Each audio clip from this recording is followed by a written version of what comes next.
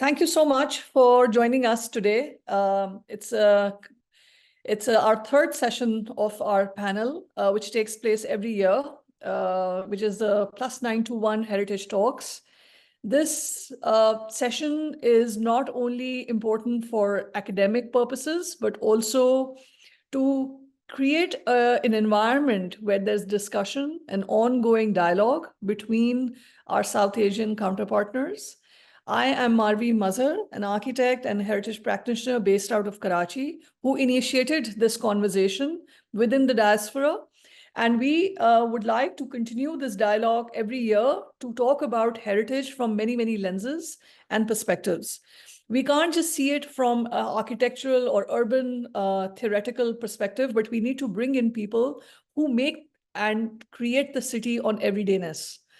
Pakistan Chowk Community Center is a small, well, it used to be a small 2-bedroom space, but due to COVID, we downsized it and now we are a digital space. But we do big projects all over the city. And we're quite the whistleblowers. We're quite the activist advocates towards a pushback counterpartners towards government, telling them and showing them what really needs to be done. And we've been quite successful in many sections. But my biggest a benchmark is to create a environment where heritage bylaws can be easily understood by the people, and it is a language that is not top down but more on a grassroots level.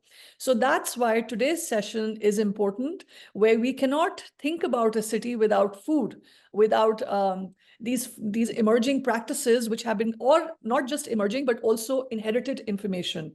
That's why food streets in all over old towns and old cities is so incredibly important.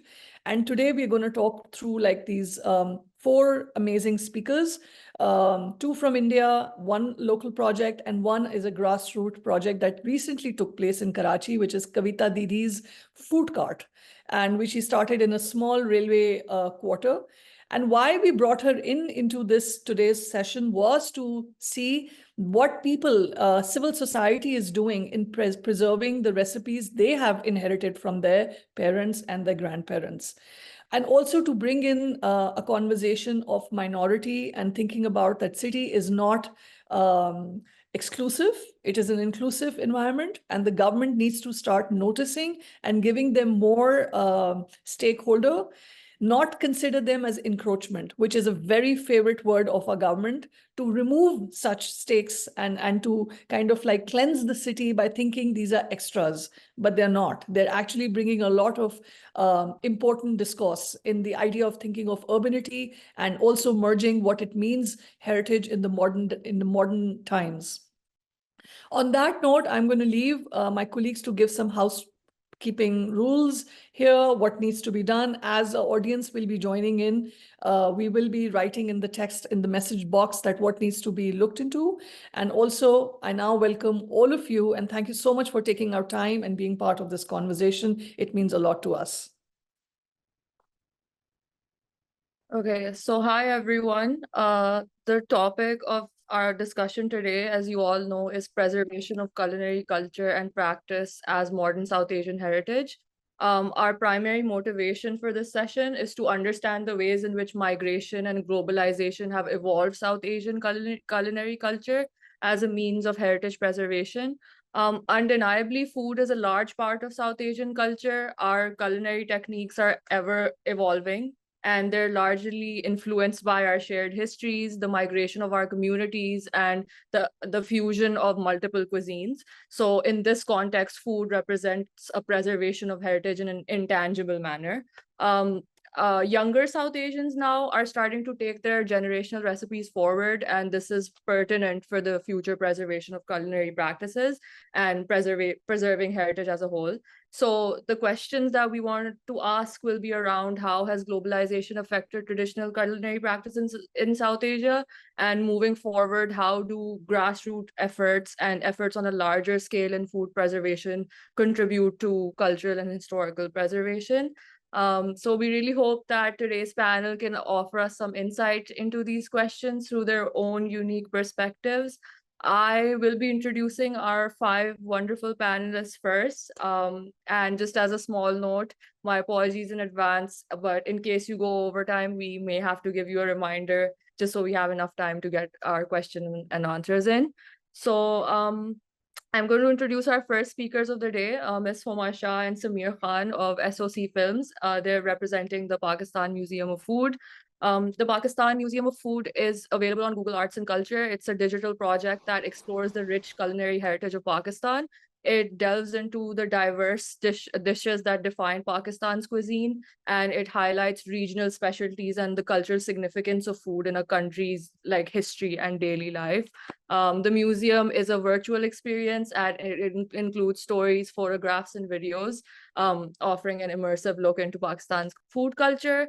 Representing the museum, we have Ms. Homa Shah, who is a project manager and documentary film producer based in Karachi. She has a diverse experience of 6 years that spans producing client services and project management for local and international clients like Legal Aid Society, YouTube Originals, Coca-Cola, and British Council. She was the project manager for Pakistan's Museum of Food, produced by SSC Films, and she's also co-produced 10 films with them.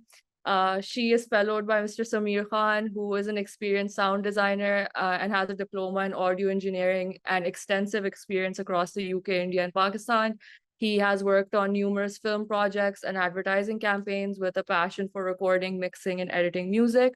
From 2002 to 2005, he worked at Purple Haze Studios in Mumbai on advertising films. He collaborated with Shankar S. and Loy from 2005 to 2011 on over 40 films, including Salame-Ishq, Tare Zameen Par, and notably, he recorded and mixed the score for the Oscar-nominated Peoply Live. He has been working with SOC Films since 2017, and he has worked on documentaries and advertising films, and he's produced the Pakistan Museum of Food. So Ms. Homa and Mr. Samir, if you could please share with us some words about your experience, about your work as individuals first, and then the museum, and how this contributes to our discussion. I think working on Pakistan's Museum of Food has been an exceptional experience for me because I'm equally interested in the food aspect. I always have been avid, recipe collector, and I think Sharmeen always knows. Sharmeen Abed Chennai is our boss and also our creative director. And she always knows, I think, instinctively what someone's interests are. And when a project comes along, she just knows exactly who the right people are for that project, I think.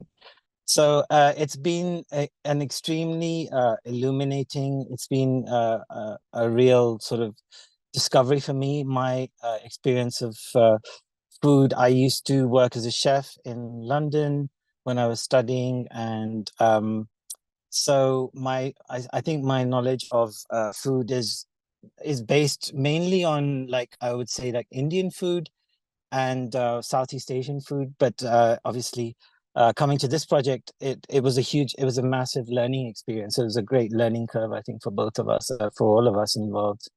So yeah, so I mean, I think the idea behind the Museum of Food was basically to it's ostensibly we wanted to collect as many memories of food from people, especially from older generations, before those generations pass, I guess. We have a sister organization called CAP here, Citizens Archive of Pakistan. They've done some very important work in oral histories, and we kind of tried to use a similar methodology, I guess, in our pre-production for the project, to kind of to gauge what sort of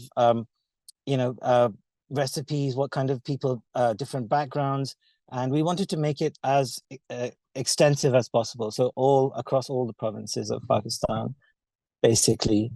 So these are some of the pictures that are from our project. I mean, I think we've gathered about more than 6,000 pictures. There's a map as well. I mean, when you visit the site, you'll be able to sort of see the kind of imagery and the sort of, yeah, basically. So, I mean, when we were doing our pre-production for the Museum of Food, basically. I think we found many kind of challenges, obviously, involved in the project, especially. But I mean, I think Pakistan is geographically located in a very, very unusual space. I mean, we're squashed right between Afghanistan and India. So the further south you come, the palette changes, of course. And then, the further north you go, it reflects more, Central Asian or East Asian kind of, styles as well. So, um, we found obviously there are many common problems in modern day society. It's not just a Pakistani problem, but about food and fast food and how traditional food isn't cool, it isn't necessarily hip in that way that is attractive to younger people, I guess. So I think we wanted to really kind of see how we could sort of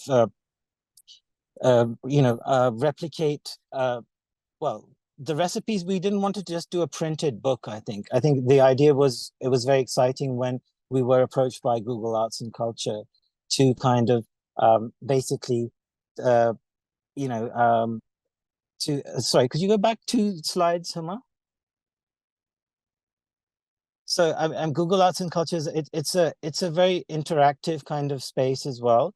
So you have photographs, you have write-ups, and you have videos as well. So it's not just and it really is like an online museum or sort of an exhibition, I guess. So we wanted to make it as sort of lively and as sort of engaging as possible, I guess. So I think we were very conscious of not making academic sort of thing. We didn't want to make it overly academic. We wanted people from all ages and all basically all countries to be able to kind of even the people in America as well as obviously in Pakistan, but and India as well. So I think we located we managed to sort of have a different sort of uh, sorry, what's the word? Just give me a second. We managed to basically see how what the problems were, and obviously being in Pakistan, we can see what's happening in India, and I think the biggest problem we found was that no one had ever kind of tried to undertake any kind of study like this before, I guess. So it's been a very sort of unique experience in that way to see how we were sort of one of the first, I think, to try and to do this basically. So I mean, we saw that in the cities, of course, that there's definitely been a decline in the use of like local and seasonally produce as well. And one thing I noticed that people always seem to get into a panic the moment the price of tomatoes goes up, for example, because we're so dependent on just having one ingredient. I mean, there are many ingredients which the British brought to the subcontinent, of course, tomatoes being one of them. And I mean, our local foods tend to get overly dependent on tomatoes and the supply of tomatoes and things. So it was I found it vaguely humorous, but also, because I mean, in the past we would have used yogurt, or we would have used tamarind or any kind of other souring ingredients. And that seems to have just all been subsumed by the tomato, I guess. But yeah, I mean, there was a real sort of historical, there's a sort of lack of, documented sort of food histories from Pakistan. I mean, if you go back to the British, to the gazettes, the gazetteer, those books and everything from Sindh, and you do find mention in there of crop cycles and all the cyclones or all those kind of things. So you do get a sense of the historical aspect of how food has been grown in this area that we now call Pakistan, of course. So yeah, let's just go on to the.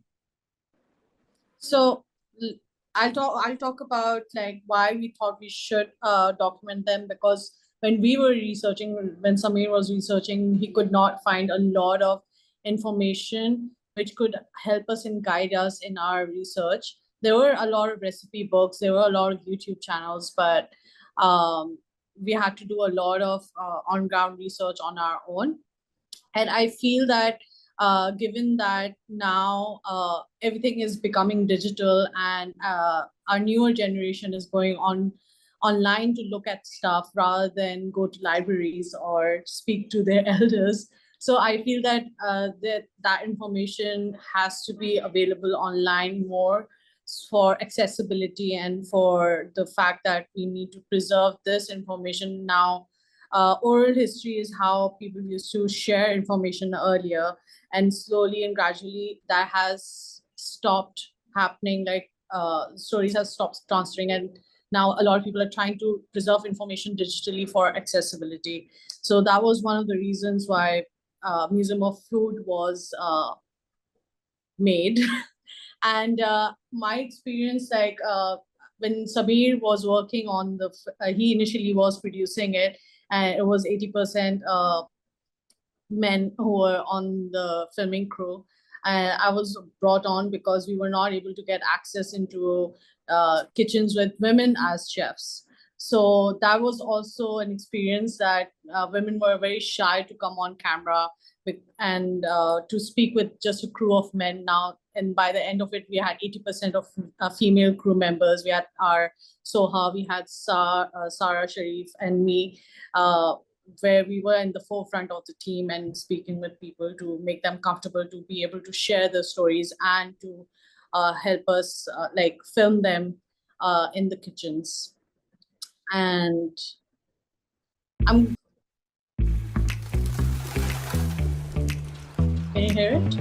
Pakistan के लोग खाने के बेहद शौकीन हैं। हर वक्त उनको कुछ ना कुछ मज़ेदार खाना चाहिए। पठानों के बारे में मशहूर है कि हम गोश्त में भी गोश्त डाल के पकाते हैं, सब्जी में भी गोश्त डाल के पकाते हैं। चाय is a necessity in Pakistan. लोग कहते हैं हमें रोटी ना दो, हमें चाय पिला दो।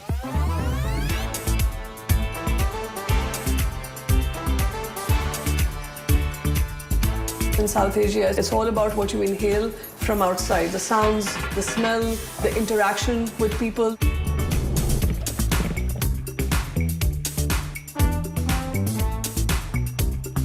Lahore has a very vibrant street food culture, and what you find in one area, you might not find in another area. अगर हम रवायती खाने बरकरार रखते तो हम अपने खेतों में भी अच्छे से काम करते और स्ट्रॉन्ग भी होते।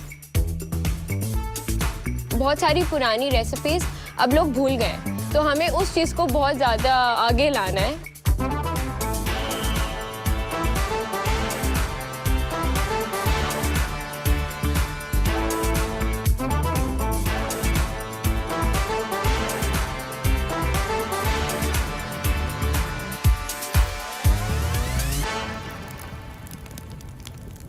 So that was the trailer, where I hope you guys could hear that audio. Yeah, so that was the trailer. It showcased how we went to all different corners of Pakistan and in different communities so that we could give space for them to share their recipes that have been given to them by their grandparents or their mothers have taught them.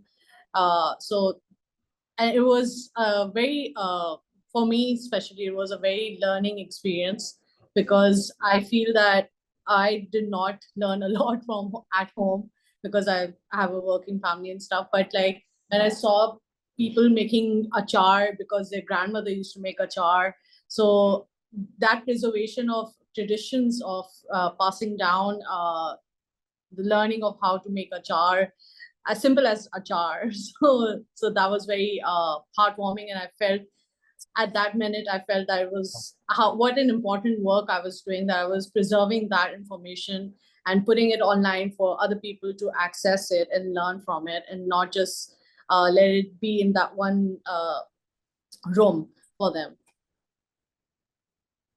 But I just want to add to that, that this is not the end. I mean, this is an ongoing project. We really want other people to come on board as well and share their recipes as well. We've had an open call for people to share their recipes as well. And I think it's been really interesting to see the kind of contributions that we've had as well for all these kind of recipes. And we just wanted to grow and grow bigger and bigger. And I think we can use the technology that we have to kind of make it interesting and approachable for where everyone is basically. And we have so many stories that we'd love to share, and I'll just be sharing the link on the chat box as well, so if you want to see the project in its entirety as well. Thank you so much. Thank you. Yeah, I mean, that was a great sneak peek into your project. I mean, maybe in our panel discussion, Samir and Huma, you can expand more and talk and maybe like show us a few screenshots of the museum navigation. I mean, I think repository is a great aspect, and especially when it's public repository where people can come and engage with the museum, that would be fantastic. And we would love to see some screenshots of how to navigate the museum. So if you could like, I really thought that would be something that we can look into and kind of like expand on. So maybe in our next panel discussion, maybe you can show a few slides and, kind of like make us go through what actually the museum space looks like. I know so if you want to put in some links in the chat box, please do. Some people have commented over there. You can have a look at it. But thank you again for taking our time and showing us this great. I always get very startled when I hear my voice in that trailer. It's always great to hear my own voice.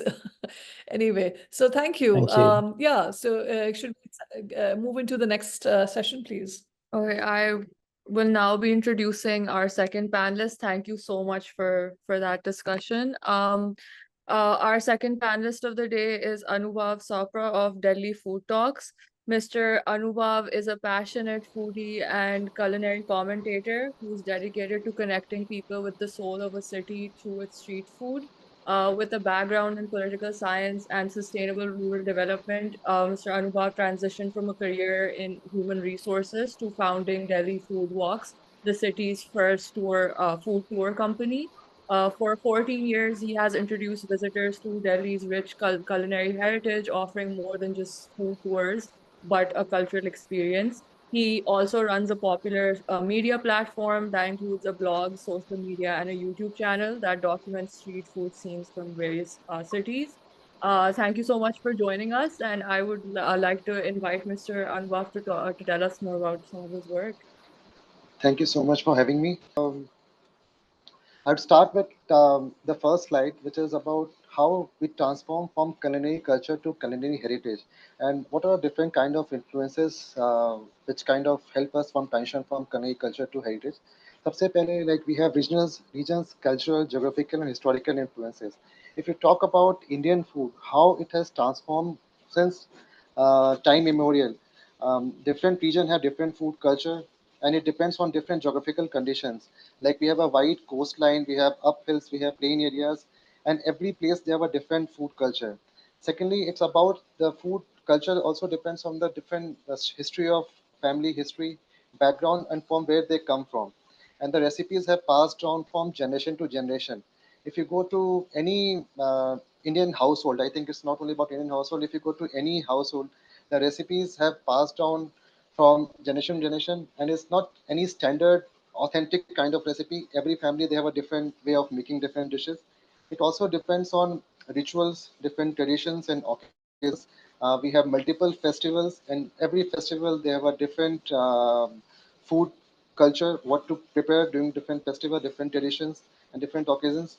It also depends these days upon the lifestyle of people, different practices they follow, different belief systems and values.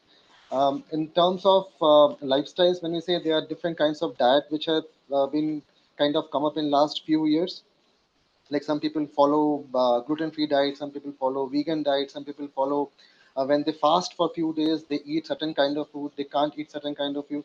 So it changes from like community to community as well. And recently, because of different migration which has happened in last few years, the food has kind of evolved. And in this globalized world, there's nothing like what we call in the last session also Samir discussed. There's a homogenization of food culture which is happening in India. And secondly, on second hand, we have heterogenization as well, where different communities are living together. They have different food culture. And secondly, the coming up of KFC or McDonald's or Burger King, that is kind of bringing homogenization of food culture. So both are kind of influenced by globalized world. If we talk about South Asian countries, we share a similar kind of culinary heritage. As per SARC, we have 8 countries: Afghanistan, Bangladesh, Bhutan, India, Maldives, Nepal, Pakistan, and Sri Lanka. And as I've discussed in my first slide, these all points kind of defines the culinary heritage of any country. As far as my experience goes, for my own food explorations, I have been to Bangladesh couple of years back during the Ramadan time to explore, to understand the food culture of Bangladesh, what they eat during the Ramadan time. I've just added few pictures. I have a whole series which is on my YouTube channel. Just on a display, I wanted to show like which are the dishes which they eat in Bangladesh and we eat that in Pakistan as well. And that has been influenced by, I think we can say from both the countries, they have been influenced. The picture which you see, the first picture is of biryani and the addition of potatoes. Like if you come to India, in India also in Kolkata, we eat biryani with potatoes, and the kind of rice changes depending on the availability of rice in that place. Second picture which you see is of a pot mutton dish, which is widely popular in Nepal and India. We call it there. They called it Bihari mutton, and in India, this dish is popular by the name of Champaran handi mutton. And they say the origin of this dish is from Nepal. There's a border village between India and Nepal, Gorsahan. That dish came from Gorsahan to India, and might be a possibility that it went from India to Bangladesh. Then there's another plate of different kind of sweets which is popular both in West Bengal, in fact, wherever Bengali communities live, whether it is Tripura, one of the states in India, northeastern states of India, or is it West Bengal. And then last picture is of a fish thali, which is popular across both Bangladesh and West Bengal and wherever Bengalis live. So there was a lot of similarities, kind of food which I got to notice when I visited Bangladesh a couple of years back. Then I've been to Nepal as well, just to explore the food out there. And again, when I went there, there's a lot of similarity in kind of food they eat. Their eating habits are very similar to Indian food habits. Um, the first picture which you see in the plate is a dish called Tash mutton. Nepal shares border with India. There are like 5 different states which shares border with Nepal. The first dish which you are seeing is puffed rice, जिसको हम लोग यहाँ पे like in local language we call it muri or murmure, and we eat that with roasted mutton, and then there they serve it with chutney, and you have some salad on the side. This is a very popular dish in Bihar. In Bihar also, Bihar shares border with Nepal. Bihar is one of the states in India, and they share border with Nepal. The similar kind of food is served out there. Then other dish is called dal bhat. If you ask any Nepali person what's their favorite dish, they will call it dal bhat power 24 hour. And this is again very popular in India, all across India. Wherever you go, we eat this a lot. The third dish which you are seeing is momo, which is a steamed dumpling with jhol. Jhol is a kind of a soupy curry which you are made up of peanuts and red chilies, which is being eaten in Nepal. Same kind of momo you get in India as well, and might be different variations all over India. And it's a very popular dish back in India.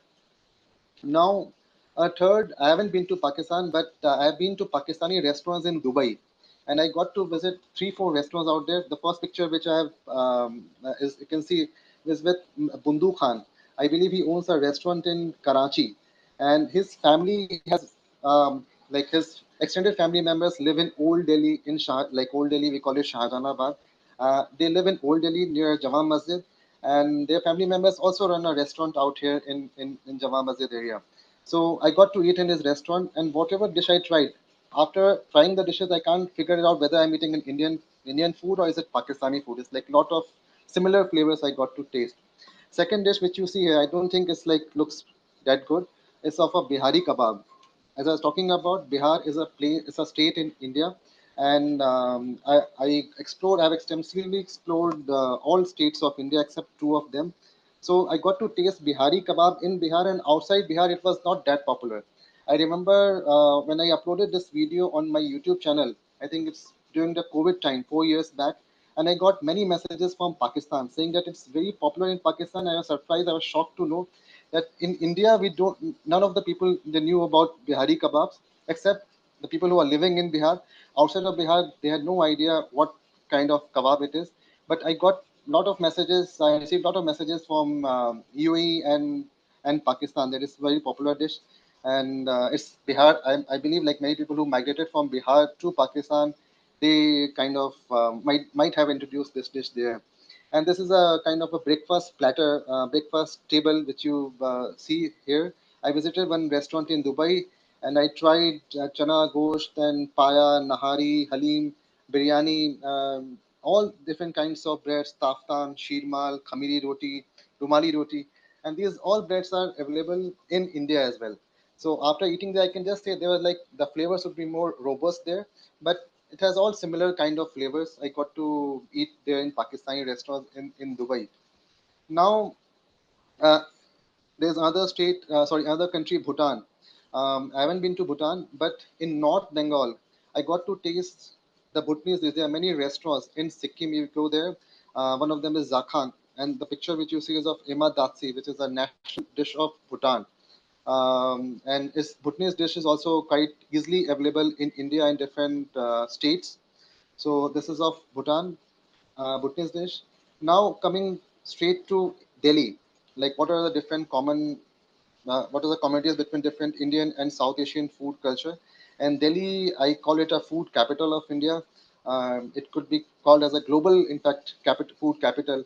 It's a melting pot of food cultures. What makes it melting pot of food cultures? I'll go to my first slide. In Delhi, we have a neighborhood called Lajpat Nagar. If you go to Lajpat Nagar, we call it Little Kabul as well. The picture which you see is a thumbnail of one of my videos which I have recently uploaded during the Ramadan time. I went there to explore the different eateries and street food which is available in Lajpat Nagar. And the two pictures which you see, one is of Uzbeki pulao and second is of mantu. Mantu, I was just talking about momo, is very similar to steamed dumplings, which is topped with chana dal, dahi, and some coriander, lemon, and chilies. That's how they serve it there. So Afghani food is very easily available there. You get to eat different. There are different Nanbais living in Lajpat Nagar colony, and both Punjabis and Afghanis they together in that neighborhood.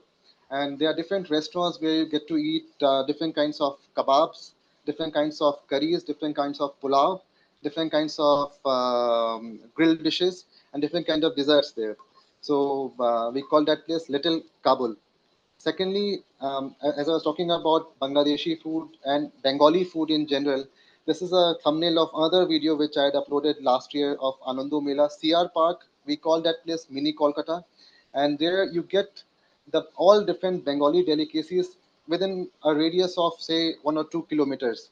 You have different places where you get halim, you get Kolkata style biryani, you get Bengali sweets, you get ghugni, puchka, which is available in Bangladesh and in India as well. So there were a lot of we call this place mini Kolkata Bengali food. It's a Bengali food hub. Uh, then third, which is a new upcoming food hub of Delhi, we call this place Humayupur. Humayupur. And if you go to Humayupur, there are back-to-back restaurants selling food from northeastern states of India. Then you can get the food from Nepal, food from Bhutan, food from Korea, food from Japan, for all different countries under like in a small urban village setup. And the pictures which you see on the display is of Momo, is at one corner left side. Jhol Momo, as I was showing you the picture back in Nepal, is of Jhol Momo. That's how they serve the Jhol Momo in Delhi. Then you have some fried fritters. Then the Nepali thali on this side, and the picture of a kimbap. So this also video is available on my YouTube channel, where you can watch all the different food, how the different food system coexist together in a urban setup, in urban village setup, Humayupur, where you get Nepalese, Bhutanese food. Last, not the least, what are the different Indian Pakistani common dishes? from Old Delhi. I have been doing food tours in Old Delhi for past 14 years, and the most popular tours, which we do almost from October to March every evening, is in Old Delhi. And I've just shortlisted 3 pictures to kind of show similarities. First is of Puri Halwa. I believe in Pakistan also, Puri Halwa is a very popular breakfast dish. Here in Old Delhi, if you go there, you also get to eat Puri Halwa. Then second picture is of Nehari, and we say that like Nehari was invented in Old Delhi when bread fort, when Jama Masjid was built. It used to be a workman's food. Now it has become more of, you get it in all different restaurants, but that's what the workers used to eat. Highly nutritious, high in protein meal. Then third picture is of biryani. This is a very popular place in Old Delhi called Tawfiq Biryani Shop. It's in Chitli Kabar near Haveli Azam Khan, and that's a biryani plate from that side. And apart from this, there are many more dishes which like you get to eat in which are popular in Pakistan and in India as well, like nihari, paya, biryani, different kinds of Sikh kebab, Shami kebab, chapli kebab. Then puri chole in the breakfast time is very popular. Different kinds of parathas, different kinds of tandoor shops are there in Old Delhi, where you get fresh tandoori rotis. So there are a lot of common dishes in both in India and Pakistan. In fact, I did one video with one of the YouTubers in Pakistan where he was in Karachi and I was in Old Delhi. I was interviewing people back in Old Delhi, and he was there in Karachi talking to the local people. I got to meet, like, say, there are shops back in Karachi by the name Delhi Nihari Shop, and there are people who have migrated maybe from Delhi to Pakistan, and they run the shops out there. So last but not the least, what is like food for me? Food is everything we are. It's an extension of nationalist feeling, ethnic feeling, your personal history, your province, your region, your tribe, your grandma. It's inseparable from those from the get-go. So this quote is quite, I believe in each of the words which Anthony Bourdain said. So with this, I would like to end my presentation. But if you want to know more about Indian food culture, and I've traveled extensively in last 5 years in all different states, and slowly I'm traveling to different countries as well, and maybe in future I'd love to explore the food in Pakistan sometime. Thank you so much, Anubhav. Really appreciate it. This was quite a fascinating slides. Now we're really hungry by looking at all those incredible images. So thank you so much. Yeah, great. Thank you, Anubhav. This was great. I mean, what would really be amazing is to actually do a cross-border conversation of food streets. You know, like Hamari bhi, there's a Burns Road over here, which has like incredible shops, which Nihari is like quite the epitome of like the center point. तो लोग वहीं जाते हैं सीधा सबसे पहले. And of course, while you're sitting over there, you can have like mithai, you can have everything comes to your table. So it's quite a amazing streetscape to venture and to learn and to, you know, kind of experience. You really set the tone quite good because it will lead us into discussing it through Suvir's experiences and talking about from, you know, the history and then coming into the modern terms and kind of connectivity. Thinking about from what you've shown is these nexus in a city, which are these smaller clusters. You know, जैसे हमारे यहाँ पे है Bihar colony, Bengal Pada, and then these padas make a lot of like, you know, centers for you to come over there and go for a certain product. अचार corner एक अलग जगह पे बनता है, आपको पता है कि निहारी के लिए कहाँ जाना है. So these padas are very important for urban thinking, and this is where, as an architect, my you know, I kind of get really tune into the government policies and think about like how these work mechanisms are taking place. How are we thinking of preservation, which is a living heritage? You can't think about romanticizing and nostalgic way of like preserving and kind of freezing the moment, but you're also moving ahead, you're moving forward and thinking about infrastructures, which is very important. So in that note, I would now welcome Suvir and would love to hear what he has to say. So my colleague will first introduce. Thank you so much, Mr. Anubhav. I'd like to now introduce our third panelist of the day, Mr. Suvir Saran. Mr. Suvir is a New Delhi-born culinary authority and the author of 3 celebrated cookbooks, as well as the owner of American Masala, a culinary consulting firm. He is the culinary director of Bastian Hospitality Group, which operates some of India's most successful restaurants in Mumbai and Pune. His own co-created restaurant, Devi in Manhattan, was the first non-Northern European and Indian restaurant to get a Michelin star in North America. Apart from that, Mr. Saran has appeared on television shows worldwide, including MasterChef India, Iron Chef, and Beat Bobby Flay, and has been featured in prominent publications like the New York Times. He serves on the Nutrition Advisory Board at Brigham and Women's Hospital of Harvard Medical School, and he also serves as the chairman of Asian Culinary Studies for the Culinary Institute of America. He's a very popular public speaker. He uses food to bridge cultural divides and promote unity. His latest book, Instamatic, explores his artistic journey in global experiences, and he enjoys a substantial following on Instagram. I would now like to give the floor to Mr. Saran to tell us about some of his work. You've embarrassed me thoroughly. Thank you, thank you, thank you. So I arrived in New York at the age of 1993. In 1993 at the age of 20. I love seeing what the streets of India and Pakistan are sharing with the world as far as local food goes. But I would beg to suggest that all is not as hunky-dory as we imagine. The powers that be bureaucratically in both cultures, both countries, are hell-bent on homogenizing our experiences. It suits them to fit us into boxes of sameness and comfort, both for architectural ease as well as communal ease in their minds. It's more about political ease, where if we keep everybody thinking the same way, they'll have better voting outcomes for their benefit. So food is not meant to be nationalist. There's a big fine line between nationalism and jingoism, and that's been eroded in recent times, where people have thought that food is Hindu, food is Muslim, food is Indian, food is Pakistani, food is Buddhist. Doesn't exist. What our part of the world has shown people and the world beyond Asia, that food doesn't have a religious identity.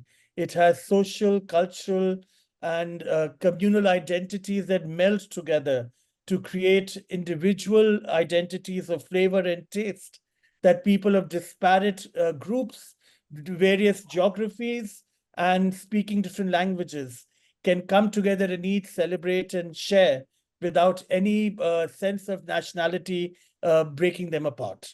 So I look at good food as being cross-cultural, cross-border unifier rather than a divider. So I think that's what made me successful in America, that at the age of 20, I was able to show the Pakistani residents of New York and the Indian residents of New York and the Bangladeshi and the Nepali and the Sri Lankan, the missing links in their hearts and minds that they were craving for and homesick for. It didn't matter that it was a Hindu boy from Delhi cooking the best halim that they were eating in New York City, that the recipe had come from a Naushab Ahmed, a resident of Lahore who had taught him how to make it, who was a friend of Marvi Mazhar. So that's the magic of food, that it connects links and dots and humanity through various storytelling and historical contexts that give us all that we need to make the future more exciting. AI can be the demon in our midst, or it can be the pacifier that will make us better. The language we speak, how we look at food, how we use it to our advantage or to break us apart, is all, we can either make food a weapon or keep it as food where people break bread together and celebrate one another. Food is a generational link. It's a cultural heritage. Food is a social glue. It's a local medical remedy. It's an international medical asset. It's the uniting factor between disparate groups, political and non-political. It's the activity that generational differences are lost, where grandmas and grandkids can do something together and make that home more livable, more breathable, more rich culturally, and also without as many incidents of mental illness. Food is entertainment, it's art, it's craft, it's a way of teaching and educating, sharing and caring, nurturing and giving hope. It's a memory scape. All our memories, Hindu, Muslim, Sikh, Christian, Buddhist, Jewish, and all the other religions. Sikh, we all have identifiers and markers that make us smile. When we come together and share them and map them, we realize that beyond our religion, our food unites us more than it divides us. Food is cathartic when you cook it, when you enjoy it, when you go craving a Afghani naan in Lajpat Nagar in Delhi, or the best samosas I've eaten in my life at the Anarkali Bazaar in Lahore, you realize that, oh my God, even that samosa that people are fighting about all across India and Pakistan, kiska hai, hamara kisi ka bhi nahi, it came from the Middle East and beyond. That, it's that thing, that memory scape that makes you realize how rich we become when we start arguing and talking and becoming passionate about food. Food is sustainable when it's made with a connection to the past, where it's relevant in the present, and it's made and cooked and prepared and shared with respect for the future. Food brings families together. When you eat as parents and kids, as elders, societies and neighborhoods, we've learned that people are healthier. The blue zones of the world, like Hunza Valley, like Ikaria in Greece, the Seventh-day Adventist communities of Linda Loma, California, the Buddhist communities of Japan, where people live to be 9,500, are active and sexually active and physically active and mentally stable. These are people eating old food made in present times with respect for the past, totally present in this here and now, living as humans who share with one another and care for their communities. They don't need police, they don't need medicines, they don't need hospitals, they don't need anybody policing their habits. Their food is that glue which makes them think better, be smarter, live richer lives, and live longer than anybody else on the planet. So food for me is beyond borders and isms. It's us thinking about our lives, connecting to the past, thinking of a safer future, and making it more interesting, healthy, nutritive by going across our countries and beyond in hunger for eating what was local. In the food jargon of America, where I lived, where in Europe, where I traveled, in Africa, where I saw the magic of ingenuity and intelligence coming to play, where there was poverty and hunger and famine, that the human mind, when it is left to abject poverty, when it's left to strife and discord, when it's left to marginalization and bullying and power struggles, what gives people happiness is that coming together at a table, on the floor, in community halls, in churches and temples and mosques and synagogues, to share the little they have. And when they cook it together, when they plan it together, when they see it as one, they lose what separates them, and they have hope for tomorrow and richer presence. There was a book written by Cara de Silva, a New Yorker and a New York food historian, called From Memory's Kitchen, where the women and men of Tarazen, especially women, as they were being butchered by the Nazis and gassed to death, each day they would sit together, huddle together, and share with each other the recipes of their regions and communities, of their mothers and sisters and grandparents, and document them in their heads. No other region is richer in storytelling than our South Asian regions.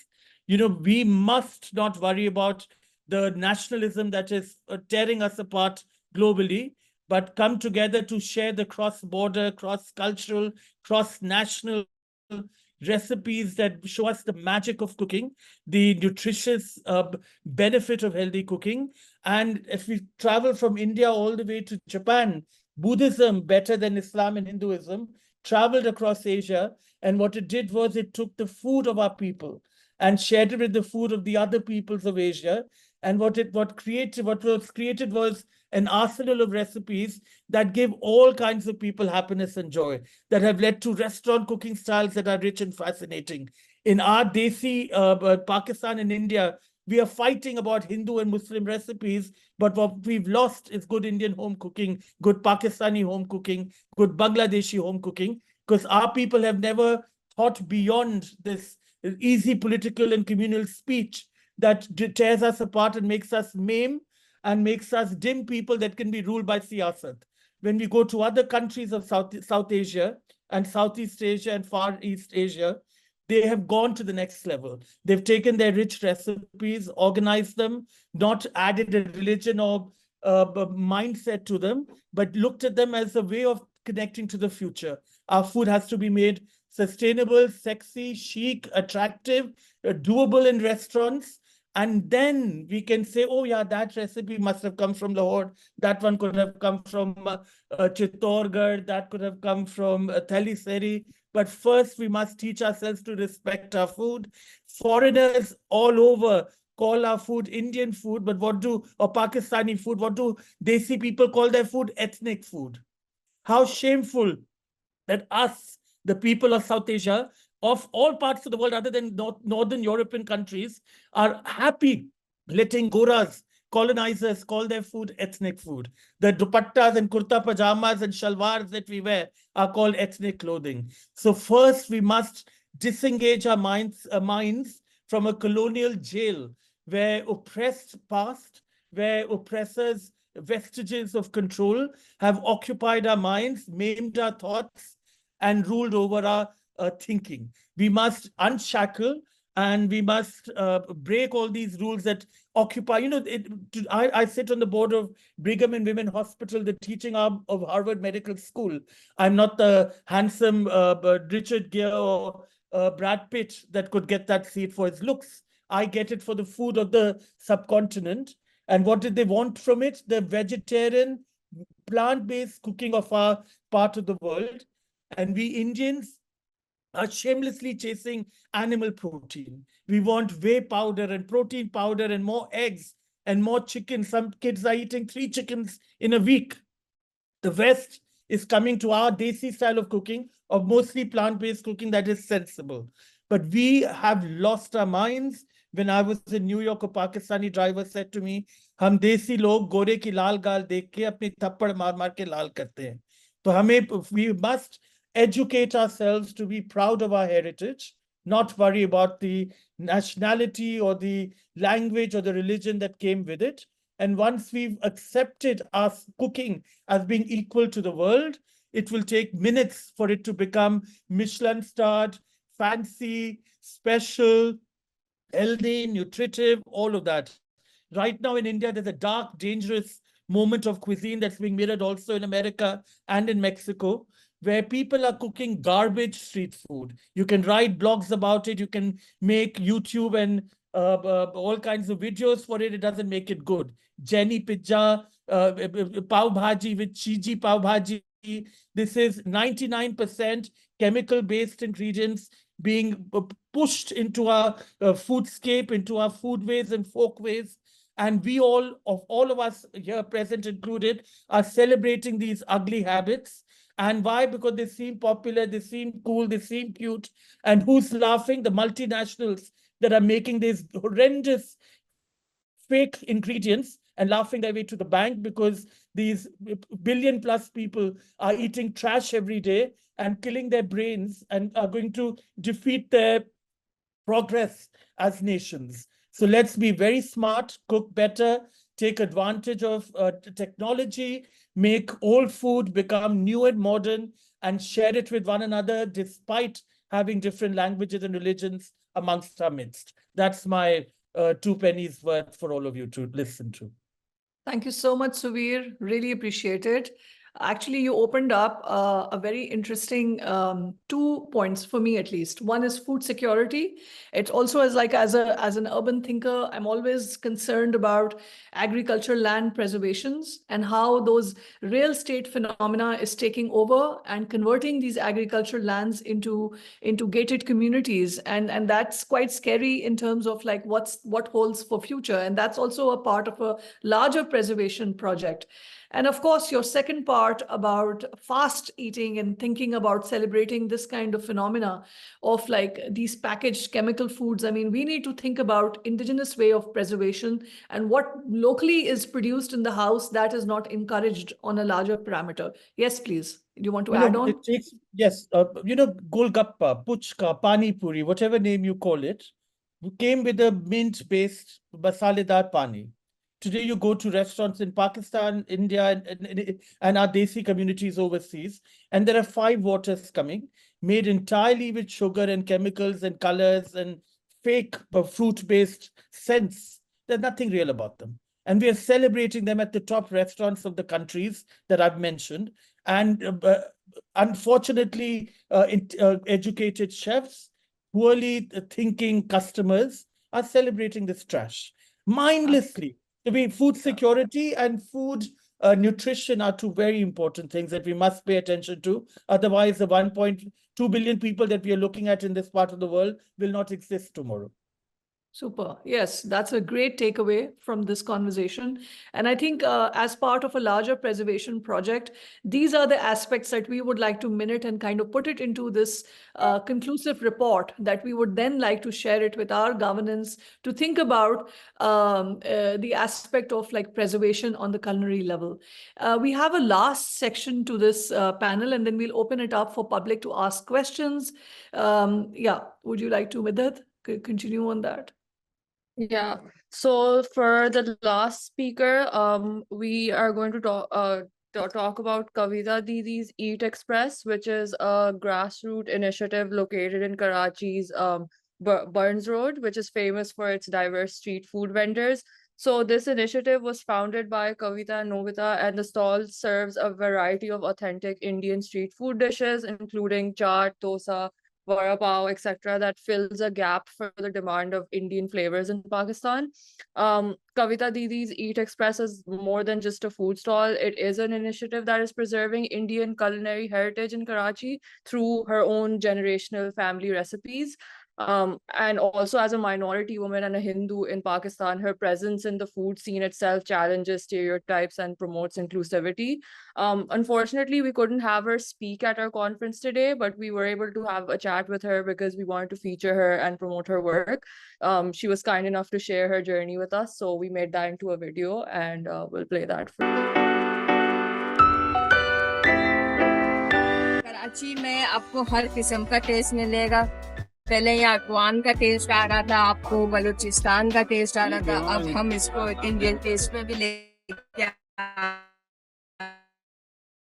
तो लोगों को visa का खर्चा बचा दिया कि visa का खर्चा नहीं करना, उन्हें आके यहाँ पे खा ले और इंडिया का टेस्ट प्रॉपर ट्राई करें हमारे पास। मुझे तो बड़ी खुशी होती है कि वड़ा पाव, पाव भाजी जो पहले हम टिकटॉक पे, व्हाट्सएप पे, फेसबुक पे वीडियोस पे हमारे लोग देख रहे थे पाकिस्तानी, अब उन्हें पाकिस्तान में अवेल हो रही है ये चीजें। तो मुझे बड़ा अच्छा लगता है कि 2 बॉर्डर्स को हम फूड के जरिए कनेक्ट कर रहे हैं। और आप अगर देखोगे क्रिश्चियंस भी आ रहे हैं, मुस्लिम्स भी आ रहे हैं, हिंदू भी आ रहे हैं।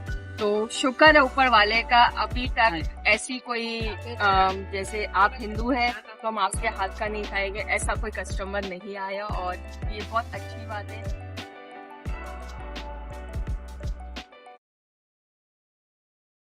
So this is a very like a short grassroots initiative that we just wanted to touch upon. We are writing more about Kavita's initiative rather than like showing it. We just wanted like a quick visual outline for our audience to see, because there's a lot of like, you know, okay, uske haath ka nahi khana, iske haath ka nahi. Bombay Bakery also recently had started suffering because of this kind of, you know, notions of who should we have, like papad, for example, as basic as that, you know, हमारे घर में हर शाम को पापड़ बनता था और वो पुराने मोहल्लों से ही आता था। पापड़ की जो पैकेट्स होते हैं, जो पैराडाइज स्टोर, आगाज स्टोर सब रखते थे।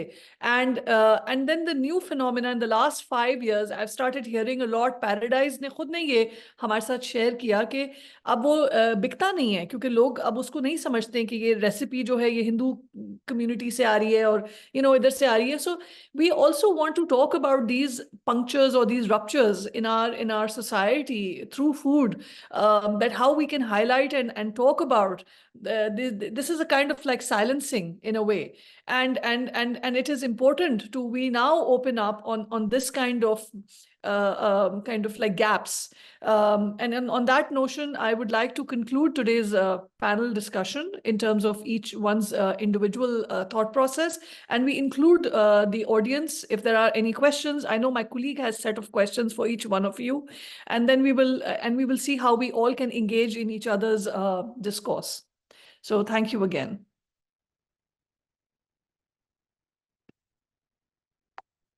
Okay, we'll move on to the questions. If you have any questions, please write them down in the chat and we'll read it out, or just raise your hand and unmute yourself and you can ask your questions. I would thank you so much, everyone, for those amazing presentations. I was just absolutely delighted throughout to see all of the work that you've done and what you are showing to us. My question is to Mr. Suvir, and then whoever else wants to answer. A lot of the talks that we've had have had, and when thinking about heritage, you have this possible danger about rose-tinted lens, seeing into the past through some nostalgia. That's not necessarily true. When thinking about quote unquote ethnic recipes, and what some Mr. Samir was saying about the tomato, we take a lot of kind of like what was colonial influence as our own heritage. So in the lens of that, what would you say are methods and ways that we could access this indigenous knowledge that Mr. Savir, you mentioned, and as you also mentioned, take it forward. You mentioned how places are using food as a way to connect to the future. In what ways is that being done, and how can we take that into the indigenous knowledge forward? Great question. I think we do look at our heritage, national heritage, communal heritage, sectarian heritage as being sacrosanct. And that's where the danger of going back into history and legend begins. It's a dangerous thing to do. You can't go, that nothing is authentic to the past. Let's begin with that premise. Some of the greatest scholars from Socrates down have talked about what is authentic. Nothing. You can't live in 3,000 years past in the 21st century. So you have to first realize that all that you think is authentic is an approximation. It's an idea. So you realize that you're going back into an idea, a thought, a connection, and you leave it at that. What are you wanting from that? Are you wanting flavors that mimic what your grandparents or great-grandparents had strived to do? You can get that. Are some of the vegetables and all that are heritage vegetables that we know came from our region? In Italy, they say cucina povera. The cuisine of poverty is the most sensible cooking. Hamara ghar ka khana bhi desiyon ka waisa hi hai. It's the food of smart people who cook practically and correct because they were poor. Then you go to another logic of the Italians, which is based on terroir, which is what grows together must be cooked and stay together.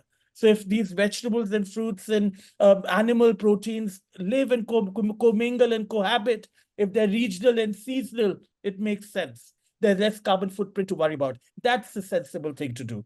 How can we, living today, bring these recipes back? All our elders have them, or there's a family elder that can tell you how great-grandma cooked and how cousin Mary or cousin Munawwar or Mira were cooking. By just going to them, they'll tell us. Now, it's not for you to make them authentic of that time. You'll never get there. You take the gist of it, make it practical to your kitchen. You're not going to be cooking in a sigri. Forget about it. You may do it once in a while, but you'll run away from that cooking for everyday cooking. We want you to cook smart every day, not twice in a year. Where can you get these recipes? You know how to. How can you do a prachar? How can you make them popular? Take these recipes and make them sexy, chic, attractive, Instagrammable, TikTokable, YouTubing, all of that. But we go to the worst of our instincts. We find cheap and quick pleasure. We don't want to read books. Often it starts by going to a local library, going into a friend's mother's library and seeing there's a little book that may not have recipes that are clear, but have ideas that you can expound upon. Do that and your world will be richer, tastier, more elegant, more healthful, and also more sustainable for tomorrow. It just takes a little bit of an effort. The rest will come to you on its own. I don't have to tell you that, you'll find the answers. Questions are where Thanks, it begins, answers follow. Thanks. Samir, do you want to add on to that? And then I'll go to Selina's question. Yeah, I mean, I just wanted to say that there's a bit more of a disconnect here in Pakistan between the generations, I guess, which is why I think we felt the need to kind of do things a little more like digitally and sort of like try and get as much down as possible. You know, I think we all need to adapt. I totally agree with everything that Savia said about, you know, there's no such thing as authentic. This is a very, you know, it's a misnomer. I think so I think it's all about taking the spirit of, you know, the recipe or a food from the past and really adapting it to your own thing. So you don't forget that particular way of cooking or the ingredients or, you know, that kind of thing, basically. I think that's the more important thing, rather than saying, you know, we're all enamored, we all love Italian food, we love, you know, pasta and everything. But at the same time, you know, I mean, we all, you know, love our desi food, and there are definitely some desi foods that will never ever fade into oblivion. But there are others that, you know, I think, you know, it's a popularity thing as well. So I think it's just important to have as many people covering, I think, this kind of indigenous food knowledge as possible, repackaging for a new generation, etc. Yeah. So yeah. Thank you, Suvir, and Samir. Suvir, you were saying that this disconnect exists in India as well. I just read your thing. Do you want to expand a little bit more on it? We are just as insecure. In fact, if we were more secure, we won't be going for Jenny Pav Bhaji and Chichi Pizza and Jenny Pizza and Guju Pizza and Dal Sushi. We are, as I began, you know, when a nation, when a people can buy into the jargon of calling their own food ethnic, their own dress ethnic, there are people who are crippled in the mind, and they're raising children who are ashamed. My friends don't want to eat bharwa karela, zimikan ki kofte, parwal ki sabzi, kaddu ki sabzi. They're not sexy and chic. Take them for a pasta that's bastardized, made terribly with fake cheese, with vegetable butter. You give it to them in a big bowl at restaurants in Delhi and even Baroda and Mathura and Agra. They eat them. For them, that's the aspiration they're looking for. Anubhav, do you have anything to add on to that, what we were just discussing? Okay, in fact, I wanted to play a video, if it's possible, maybe at the end of the session. It's a 1 minute 46 seconds video. Sure. Why don't we do that till and then Selina, maybe you can write the question in the text box. Yeah, let's play the video.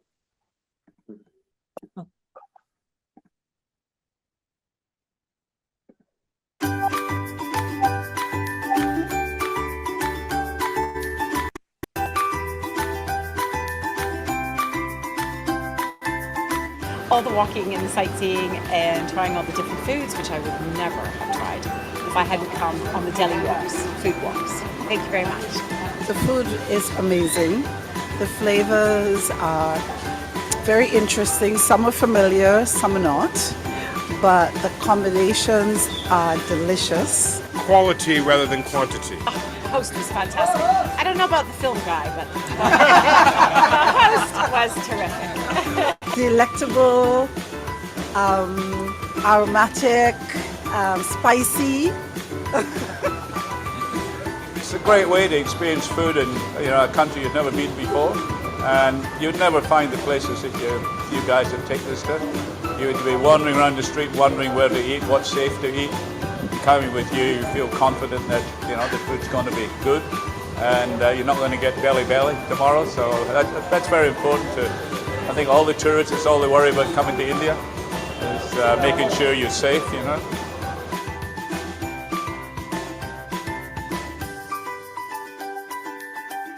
I enjoyed my trip today. It's fantastic food walk and Delhi food walks. That's who we were with. Absolutely. Thank you, Delhi food walk. Thank you so much, Delhi food walk. So thank you, Delhi food walks. For me, strange.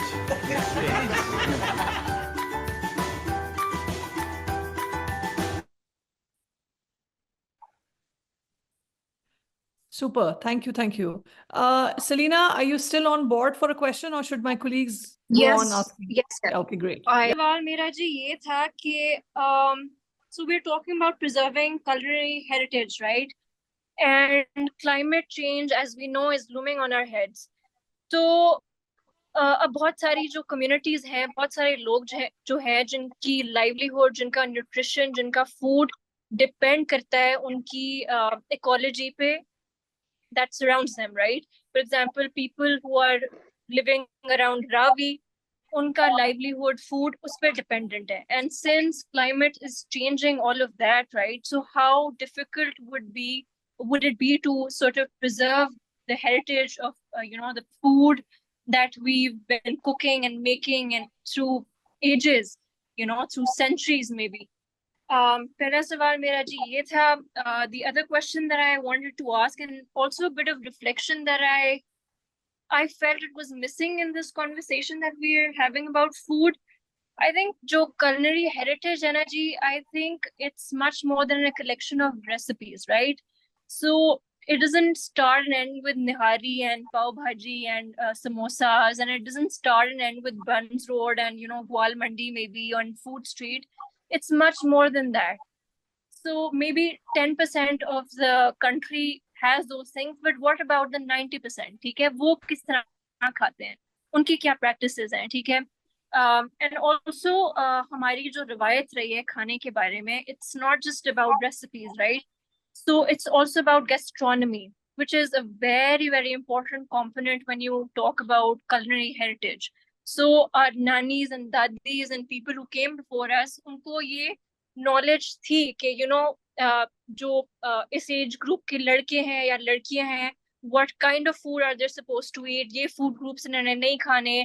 Okay, when you're गर्मी है तो ये खाने हैं, सर्दी है तो ये खाने हैं. This is also part of our culinary heritage, which I think we do not speak about. So if anybody can reflect on this, so I'd be very grateful. बस ये छोटे से सवाल थे मेरे, so thank you. That's it. सवाल आपके छोटे थे मगर इनकी बातें जवाब बहुत बड़े हैं. I don't think ये छोटे सवाल बिल्कुल थे. These are very important questions.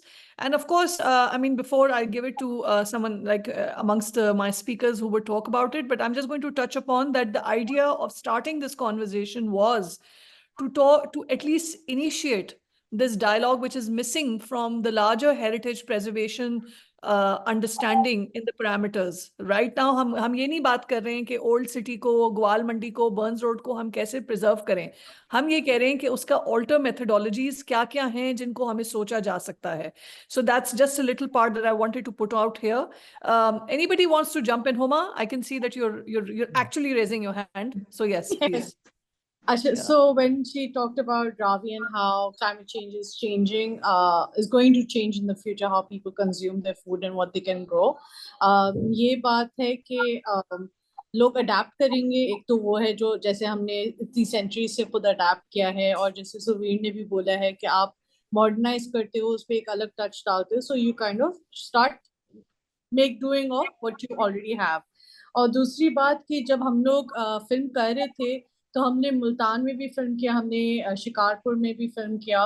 तो उस दौरान हमें ये एक अंडरस्टैंडिंग मुझे और समीर को, like we used to discuss it amongst ourselves, कि जैसे थर के लोग थे वो सिर्फ सब्जी खा रहे थे, जबकि उधर ग्रो करना मुश्किल होता है, इन सब होता है वो इसलिए क्योंकि उनको ठंडक मिलती थी उससे.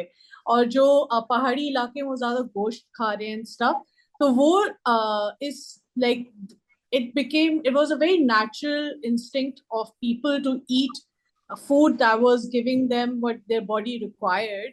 And I think that Karachi, और मैं वापस कराची में जाऊँ कि I'm like I live here, that's why I can speak for it. Karachi में because we are very urbanized और हमारे पास बहुत सारे options हैं खाने के लिए, सब्जी हो या गोश्त हो या मुर्गी हो. So I feel कि उसकी वजह से यहाँ पे इतना फील नहीं किया जाता या अंडरस्टैंड नहीं किया जाता, रिफ्लेक्ट नहीं होता. बट आप जब इंटीरियर सिंध में जाएंगे, I should call it interior Sindh, but जब आप सिंध के रूरल एरियाज में जाएंगे, वहाँ पे आपको बहुत एविडेंटली नजर आता है कि लोग अपना खाना बाय चॉइस वो लोग सब्जी, दाल, चावल, रोटी, मीठी रोटी, ये चीजें बाय चॉइस खाते हैं. दे अवॉइड गोश्त खाना और उन चीजों को. सो अगेन लाइक हम जितना ज्यादा इन चीजों के बारे में बात करेंगे उतनी ज्यादा नॉलेज होगी. और हमने अपनी एग्जीबिशन में भी ये चीजें, इसीलिए exhibition has text, pictures and videos. और सो लाइक उधर हमने ये बहुत एविडेंटली बात की हुई है कि यहाँ urban communities have lost that indigenous knowledge. Rural communities are in a far better space to tackle the forthcoming climate catastrophe that is going to envelop us all, basically, because they've seen it all before. They've seen irregularities and stuff. The problem that's going to happen this time is the nutritional value of things like wheat is going down. The nutritional values of things, of staples that we've taken for granted all this time, that's going to be a new challenge, I think. But like urban communities need to step up and, you know, increase their knowledge somehow of these things. They've just lost that. But I just wanted to add that onto what Huma was saying. Yeah. Now let me be the devil's advocate here and be the troublemaker that I've been even before here. I think Selena has a very big point that we are talking about the 1%, the 2%, the 5%, at most the 10%. So even in rural, we are not seeing. I work with the United Nations. I work with Harvard School of Public Health. I work with the Culinary Institute of America. I've worked with the Indian government. What we are seeing at the rural levels across the planet, from North America to Europe and the nations that are poorer, to Pakistan, India, Bangladesh, Sri Lanka, Malaysia, Indonesia, we are seeing rural areas being impacted worse than the urban areas for one reason. They don't have the budget and their farms have been raped. Their indigenous ways have been disrupted. Where they were cooking, they were growing almonds, they're now being pushed to grow quinoa and avocado. So, you know, they've already lost the connection to their old ways. So that's one thing. The other is often they don't have the water shortages, the lives are fractured. Elders are going to the city to earn money to send home to a rural village. So it's not as romantic as somebody else said with rose-tinted glasses. Our rural communities are being challenged a lot. The haves have the ability to go organic, natural, heritage, and all of that. What the biggest, I think, the thing that we could focus on as people is to stop chasing the marketing tools that are being employed to sell ideas, diet plans, fake news. You know, every year we come up with new hashtags and new ideas that we are going to pass around to one another. Let's not worry about that. Let's go back to the basics. Make sure that a cauliflower, or a aloo, or a tomato, or a pyaz is literally kept the cheapest. Meat should be a little more expensive, dairy a little less. When we make that equilibrium stay in place as it was 100 years ago, people will eat more sensibly, plant-based, localized, regional, seasonal food. Otherwise, the commodities that are coming our way from Europe and North America are making fake cheese, fake flour, fake wheat. All of that is cheaper. And when you go to old heritage wheat, heritage grains, heritage pulses, they take more water to grow, they take more patience, more labor. It's not easy, sexy, or desirable to use them or grow them or put time in them. Thank you. Thank you so much, Suvir, for that excellent answer. And Samir, adding and starting the conversation from Huma's side. Let's ask one more question round from our internal colleague, and then we can wrap up. We've already taken too much their precious time. Someone had a question that they sent to me on chat. They said, can anyone expand on the idea of the sudden increase in Chinese cuisines restaurants across Karachi, and how it's a byproduct of increased investment of China and South Asia? How food generally expand on the idea of how food can become a byproduct of urbanization? That was the question. Zindabad CPEC. But anybody wants to jump in? I mean, I think it's not just Karachi, it's also everywhere else in the world. In India, Yeah. Chinese food is Punjabi, Chinese, it's in America, everywhere. You know, food is now global. Calling it Chinese is taking over yes, of course, China is taking over many countries. Rwanda, South, you'll be seeing them everywhere. But it's not just Chinese. Indian food and Pakistani food is taking over a lot of the planet too. I think we want foods from all over. And of course, China is a good ally of Pakistan. So I see no reason. You have more Chinese people coming and doing business in Pakistan. With that comes more labor that can cook more food. It's not as insidious as we think, but it's also what we need to protect ourselves from, not in a sinister way, but as we have more Chinese options, we must present more authentic and more delectable and more delicious local options as well that cull from our heritage and still belong to our present and will be sexier for the future. Everything. Great. Anubhav, I have a question for you. Since you have these incredible Delhi walks that you do around food, has that kind of created some kind of charter conversation with the governance, and have you kind of collaborated with the government? Not exactly, but हम लोग बहुत सारे initiatives Delhi में करते हैं, Delhi food वॉक्स के मतलब banner के अंदर में। जैसे हम लोग ने इंडिया का पहला स्ट्रीट फूड अवार्ड्स किया, मतलब हम लोग स्ट्रीट फूड वेंडर्स के साथ बहुत काम करते हैं।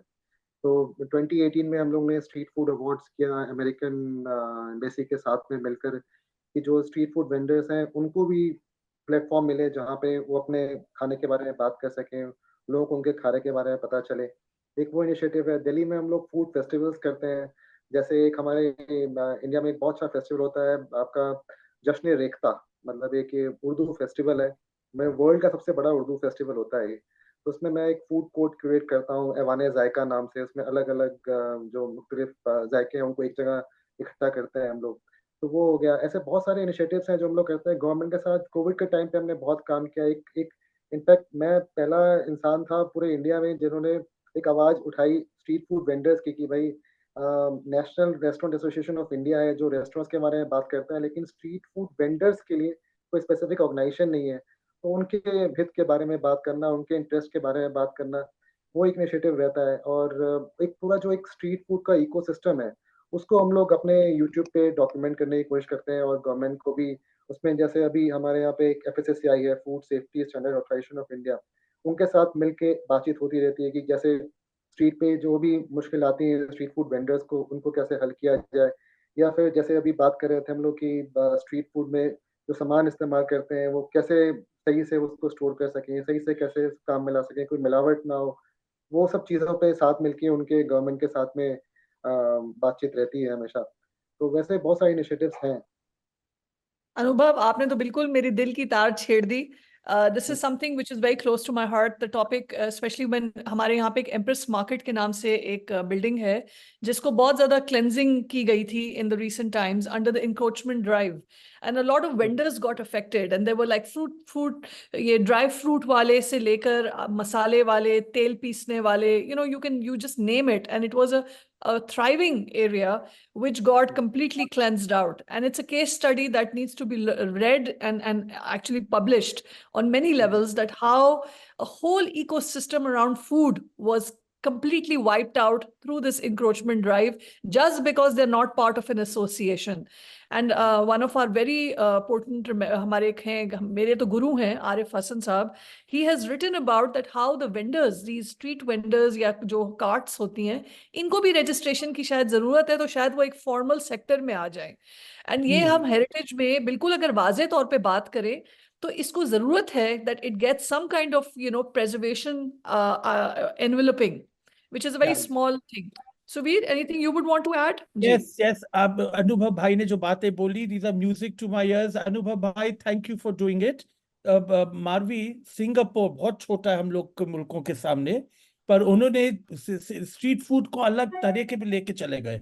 मिशेलिन स्टार मिल रहा है, 100% सेफ्टी है for people eating it, for that reason, for Vietnam, but Singapore more than anybody, that they literally gave every vendor a number, which connected them to a food safety board, which connected them to loans from banks, which connected them to a way of getting respect in the market, that you're an equal participant in the hospitality industry, जो awards अनुभव भाई बोल रहे हैं।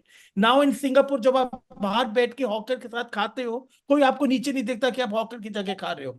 It's even better food than the 5-star. People respect it greatly. We need that, and Anubhav bhai, thank you for doing it in India. I'm happy to work more with you, and let's bring more Singapore-style brilliance, but not as much policing. Rumana Hussain, I'm so glad to see her here. Please, आप अपना सवाल पूछिए. This is probably going to be our last question. दो तीन बातें. अभी Singapore की बात हुई, तो बैक इन 1978 हम अपने हनीमून के लिए गए थे, 100 years ago. तो तब भी एयरपोर्ट पे एक्चुअली सिंगापुर में हमें एक पर्चा मिला और उसमें लिखा हुआ था कि स्ट्रीट फूड की गारंटी जो है वो गवर्नमेंट देती है और आप कहीं भी खा सकते हैं, हॉकर्स से लेकर खा सकते हैं. नाउ द थिंग इज कि whether it is India, whether it is Pakistan, Bangladesh, I feel that that kind of a thing इतने साल पहले, जो आज से ऑलमोस्ट 50 साल पहले, विच सिंगापुर कुड डू. एंड जो आपने बात की अभी, तो हम अभी कुछ साल पहले भी वहाँ जो हॉकर जो उन्होंने स्ट्रीमलाइन पूरा किया है और बाकायदा अब यानी वेंडर्स आपको नजर नहीं आते स्ट्रीट्स पर, but they are into proper food courts. तो हम तो मेरा ख्याल है वहां तक पहुंचते पहुंचते सफाई का जहां तक ताल्लुक है या सेफ्टी का जहां तक ताल्लुक है वो कई साल लगेंगे. मुझे एक और बात पूछनी थी. हमारे जो 2 इंडियन भाई हैं, हमारे यहाँ भी कराची में जब मैं अपनी किताब कर रही थी, कराची वाला अ सब continent with in a city, उसमें एक चैप्टर मैंने मुख्तलिफ जो क्विजीन, मुख्तलिफ लोग जो अपने ख़ास मौक़ों पर, त्यौहार हुआ या कोई भी और बच्चा पैदा हुआ या कोई और चीज़, तो खाने, जैसे आप में से भी किसी ने ये बात कही थी कि खास त्योहारों पे, शायद सुवीर आपने कहा था, तो of course every community has that and I wanted to document that and Sameer, I'll be happy to share that अगर आप लोगों को वो काम आ सके. तो there is a chapter, तो उसमें मैंने रेसिपीज लिखी उन लोगों से पूछकर, and this was back in 2010 में मेरी ये किताब आई थी. मेरा एक जो वो है बहुत बड़ा पीव, वो ये है कि हम अगर कराची में खाना चाहें कि भाई कोई खोजा है या मेमन है या गोवन है या हिंदू, उसमें भी बहुत सारे मुख्तलिफ वो हैं, तो ऐसी जगह नहीं है, बहुत कम है.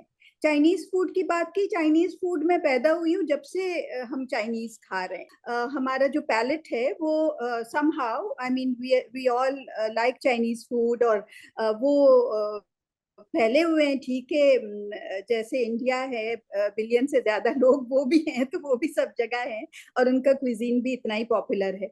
What I am trying to say is कि मुझे पूछना ये था कि क्या दिल्ली में या मुंबई में या कलकत्ते में क्या ये ऐसा है कि आप छोटी जो कम्युनिटीज हैं, क्या उनके खाने के रेस्टोरेंट्स या कोई ऐसी जगह जहाँ पर जाकर आप खा सकें? क्योंकि मुझे ये बड़ा हमेशा लगता है कि हमारे यहाँ उसकी बहुत कमी है. कुछ फूड्स तो हैं बहुत पॉपुलर हैं, है ना. तो और बंस रोड की जो बात हुई, मैं बताऊं कि दिल्ली से जो लोग आए थे 1947 में, तो उन्होंने बसाया था बंस रोड, और बंस रोड में जो निहारी या बिरयानी या दही बड़े और ये सब चीज़ों के लिए जो मशहूर है, वो दिल्ली वाले सब हैं, जो अनुभव आपके शहर के लोग हैं, और बाद में तो खैर और भी लोग आए, जाहिर है, इतने सालों में, लेकिन उन्होंने ये बंस रोड जो हमारा जो है वो फूड स्ट्रीट, तो उन्होंने बसाया था. तो बहरहाल ये कुछ बातें मुझे करनी थी, मगर आप सबका बहुत शुक्रिया, मुझे बहुत मजा आया. बहुत कम लोग कह सकते हैं वो दिल्ली के हैं. मैं कायस्थ हूँ दिल्ली का. हमारी कम्युनिटी कायस्थों की खाने के लिए बहुत मशहूर है. हम लोग और तो पहले हिंदू थे जिन्होंने मुसलमानों में अपनी बेटियां भी दी, और तो हमारे खाने में थोड़ा फ्यूजन भी आ गया, पर बहुत सालों पहले. There's no street restaurant where I can go to जहाँ पे मेरा खाना मिलेगा. But India में, Anubhav can tell you more, but we have them coming, but not at any great speed. ये जो स्मॉल कम्युनिटीज है उनके खाने नहीं इतने मिलते, बट ऑफ कोर्स अब नॉर्थ ईस्ट का खाना आ रहा है, अलग अलग जगह का खाना मिल रहा है, बट इट्स वेरी नेसेंट। जो आप देख रही है कमी पाकिस्तान में, वो मैं यहाँ देखता हूँ, क्योंकि मेरे फादर गवर्नमेंट सर्वेंट थे, हम लोग घूमे हिंदुस्तान में, जो मैंने खाने खाए हैं, जो मैंने जिनके बारे में मैंने अपनी किताब लिखा, वो अभी कहीं नहीं मिल रहे हैं। बट थोड़ी थोड़ी रेसिपीज आ रही है, इंग्रेडिएंट्स और मिल रहे हैं, बट फेमिलियरिटी हो रही, we are finally beginning a journey. Am I right Anubhav? जी बिल्कुल बिल्कुल। आप देख रहे हो? Yeah, it seems like a global issue and everything. I mean, this is a very common phenomena which is taking place in everywhere. Even in America, totally developed nation, they've lost their foodways. They're going back to creating more. So on that note, thank you so much. Anubhav, would you or Samir would like to add on anything to Romana's statements? जैसे मैं अपना experience बताऊं, मतलब काफी मैंने travel किया है India में एक्सटेंसिवली, तो बहुत सारे ऐसे जगह हैं जहाँ पे आपको उनका खाना मिल जाता है, चाहे दुकानों में नहीं मिले, रेस्टोरेंट में, लेकिन लोग घर अपना खोल के यहाँ पे खुले दिल से खिलाते हैं। तो जैसे अगर हमें दिल्ली में ही कायस्थ खाना खाना है, तो यहाँ पे बहुत अच्छी कम्युनिटी है होम शेफ्स की, जहाँ से हम ऑर्डर करके मंगवा सकते हैं, खा सकते हैं। तो ये बहुत सी चीज जो पीछे रिसेंटली अभी हुई है कि आप कहीं भी हो, लॉकडाउन में कहीं भी आप हो, तो आप किसी कम्युनिटी का खाना खाना चाहें तो आप होम शेफ्स के जरिए मंगवा सकते हैं। और अभी रिसेंट डेज में मतलब एक अपसर्ज भी हुआ है कि बहुत सारे ट्रेडिशनल फूड जॉइंट्स भी दोबारा से खुल रहे हैं, जो अपने शहर का खाना, अपने कम्युनिटी का खाना फूड पॉपअप्स के जरिए खिलाते हैं यहाँ पे, या फिर रेस्टोरेंट में फूड पॉपअप्स होते हैं। चाहे दिल्ली में बैठे हुए बिहारी खाना खाना है तो बिहारी फूड पॉपअप्स हो रहे हैं, वहाँ पे आप जा सकते हैं, खा सकते हैं। तो एक अच्छी चीज लगता है मुझे में इंडिया में अब हो रही है, हर जगह पे, हर एक शहर में। Pop-ups are changing the planet. पूरी दुनिया को बदल रहे हैं pop-ups. Yeah. Samir, I think the interest in regional food is really something that's I think exactly the same things happening in Pakistan right now. There are a lot of home chefs offering their own kind of their own cuisines that you would never find in a commercial restaurant. We have covered a lovely Parsi lady here in Karachi. We did the Goan community in Karachi. Sadly, what Marvi was saying about the beginning about pauper and stuff, and where these foods are sourced from, so that kind of puts off a certain category of people. But beyond that, I mean, the variety is staggering, and it's I think the digital revolution has really had a role to play in that, and I think it's going to really change the future as well, even of street food as well, and how that's conceived as well. And yeah, I'm looking forward to there being a Sindhi restaurant back in Karachi as well. I mean, that's one thing that we really need right now. Yeah. And we already have like Bori Dastarkhan, which is also a part of like a COVID project, which came about, and they open it up for a drawing room. So that's excellent. You can by request ask them, and they'll host a lovely home cooked food for you on a Dastarkhan, and you sit down and you eat with them, with the family. So there are many such case studies which are worth highlighting and putting it down. On that note, I must thank you all for coming and being part of this discussion. I really, really appreciate each one's thought process and adding onto the narrative of heritage and preservation aspects in the modern heritage phenomena. And Suvir, Anubhav, Samir, Huma, thank you so much. I know this is like really doing out of your way, sitting in the mountains, sitting in Amritsar, and with like tech issues, you made it. It's a great session, and we really enjoyed it. The panel discussion was very enriching. So on that note, thank you, and please stay connected to us. Our next session, I'm just going to say this one last thing: imagining heritage through cultural spaces. We have Avani Sethi. We have Noor Ahmed, Syed Hamid Akbar, Saeed Hussain, Venuri Pereira, and Sophia Balagamwala. They all are going to talk about decolonization of the museum spaces and what does it mean to have these state-owned large spaces and the kind of hosting that's done within those large spaces. So on that basis, we're going to talk about deconstruction of like heritage from that aspect. So please come in, just drop by, even if it's a panel discussion, and say your wonderful words out there. Okay. Thank you so much. Have a great day. Khuda Hafiz. Khuda Hafiz.